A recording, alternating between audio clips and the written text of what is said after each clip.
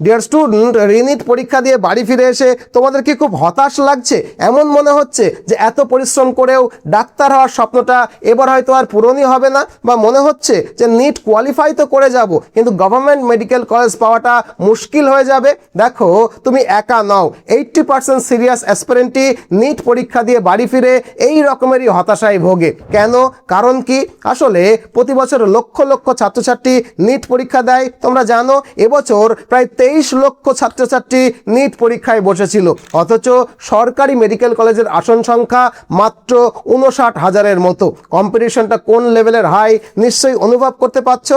তার ওপরে আবার হাই কাট অফ যায়। এখানেও আবার আরেকটা সমস্যা রয়েছে, কারণ অধিকাংশ কম্পিটিটিভ পরীক্ষাতেই একটাই মাত্র কাট অফ থাকে, কিন্তু নিটের ক্ষেত্রে আসলে দুই ধরনের কাট অফ রয়েছে।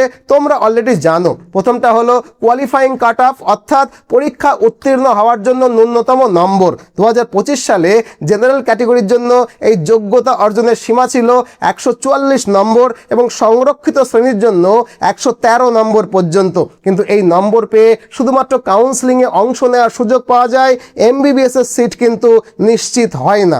আর দ্বিতীয়টা হলো অ্যাডমিশন কাট অফ। এখানে কিন্তু আসল লড়াইটা হয়। বাস্তবে সরকারি মেডিকেল কলেজে ভর্তির জন্য অনেক বেশি নম্বর, অনেক বেশি ভালো র্যাঙ্কের প্রয়োজন হয়। বিভিন্ন সরকারি মেডিকেল কলেজের 2025 সালের all India quota closing rank দেখলে বোঝা যায় যে জেনারেল ক্যাটেগরিতে অনেক কলেজে শেষ পর্যন্ত ভর্তি হওয়া শিক্ষার্থীদের র্যাঙ্ক ছিল 8,000 থেকে 25,000-এর মধ্যে। বিষয়টা অনুভব করতে পারছো? এর মানে হলো তুমি পাশ করলেও যদি তোমার র্যাঙ্ক যথেষ্ট ভালো না হয়, তাহলে সরকারি কলেজে এমবিবিএস এর সিট পাওয়াটা কিন্তু খুবই কঠিন একটা ব্যাপার। আর তাই এত টাফ কম্পিটিশন এবং হাই কাট অফের কারণে অনেক ছাত্রছাত্রী 550, 600, এমনকি 650 নম্বর পাওয়ার পরেও হতাশ হয়ে পড়ে, কারণ এত নম্বর পেয়েও কখনো কখনো তারা তাদের প্রত্যাশিত সরকারি মেডিকেল কলেজে চান্স পায় না বা সিট পায় না। তাই হতাশ হওয়াটা কিন্তু খুব স্বাভাবিক একটা ব্যাপার। তবে এক বছর ড্রপ নিয়ে যে আবারও ভালো করে প্রিপারেশন করবে, সেই ভরসাটাও কিন্তু এখনকার ছেলেমেয়েরা করতে পারছে না, কারণ দেখতেই পাচ্ছ বছর বছর নিটের পেপার লিক হয়ে যাচ্ছে। কোন ভরসায় তারা ড্রপ নেবে বলো তো? 2024-এ নিটের পেপার ফাঁস হয়ে গিয়েছিল, মাঝখানে এক বছর ঠিক ছিল, তারপর এবার মানে 2026 এবারেও নিটের পেপার ফাঁস হয়ে গেছে।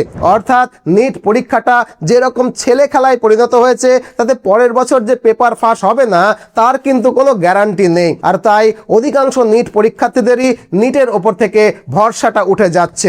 এখন নিট কোয়ালিফাই করে যে বেসরকারি মেডিকেল কলেজ থেকে এমবিবিএস করে নেবে, সেটাও কিন্তু অধিকাংশ মধ্যবিত্ত ফ্যামিলির সাধ্যের বাইরে, কারণ বেসরকারি মেডিকেল কলেজ থেকে এমবিবিএস কমপ্লিট করতে খরচ হয় প্রায় 80 লক্ষ থেকে 1.2 কোটি টাকা বা তার বেশি।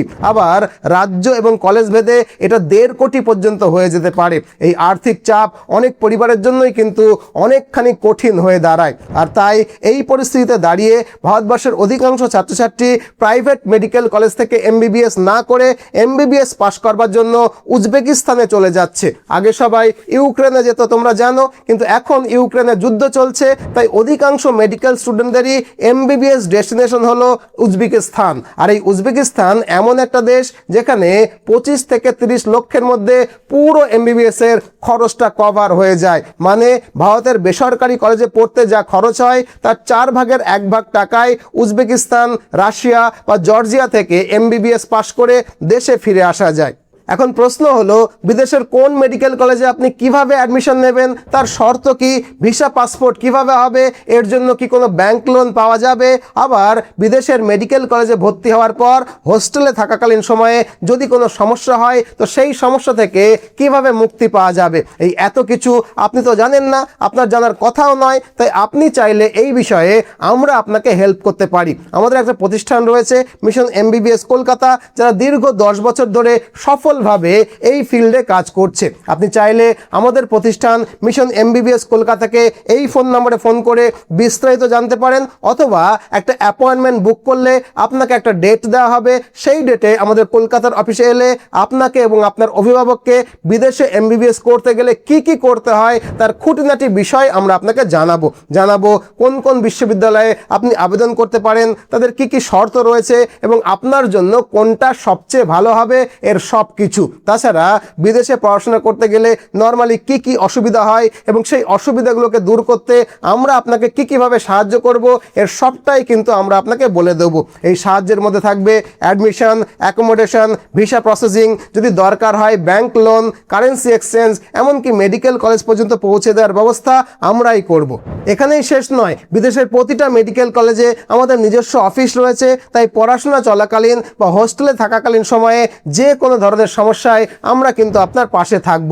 এক কথায় বিদেশ থেকে এমবিবিএস করার ক্ষেত্রে যা যা সাপোর্ট লাগে তার সব কিছুই আমরা মিশন এমবিবিএস কলকাতা আপনাকে প্রোভাইড করব। গত 10 বছরে আমরা 1000-এর বেশি ছাত্রছাত্রীকে সফলভাবে বিদেশ থেকে এমবিবিএস পাশ করিয়ে দেশে ফিরিয়ে এনেছি এবং তারা দেশে ফিরে সফলভাবে সরকারি হাসপাতালে ডাক্তারিও করছে। আপনি চাইলে আমাদের সফল ছাত্রছাত্রী বা তাদের অভিভাবকদের সাথে কথাও বলে নিতে পারেন, সেই ব্যবস্থাটা আমরাই করে দেব। সেক্ষেত্রে আমাদের প্রতিষ্ঠান মিশন এমবিবিএস কলকাতা সম্পর্কে আপনার আরও একটু কনফিডেন্স বাড়বে। তাই আপনার ছেলে বা মেয়ে যদি রিনিট কোয়ালিফাই করে এবং দেশের সরকারি মেডিকেল কলেজে চান্স না পায় বা যদি ড্রপারও হয়, তাহলেও আমাদেরকে এই ফোন নম্বরে ফোন করে বিস্তারিত জানতে পারেন, অথবা একটা অ্যাপয়েন্টমেন্ট বুক করে আমাদের কলকাতার অফিসে এসে কথাও বলতে পারেন। কলকাতার অফিসে এলে আপনার সঙ্গে আমার দেখা হবে। ভালো থাকবেন।